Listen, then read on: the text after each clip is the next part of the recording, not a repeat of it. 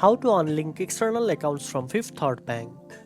First of all, open your web browser and go to the official Fifth Third Bank website at 53.com.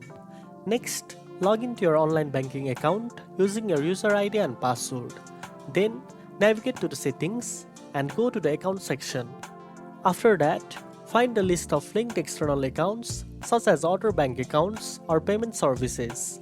Select the account you want to unlink and look for the remove, unlink or delete option.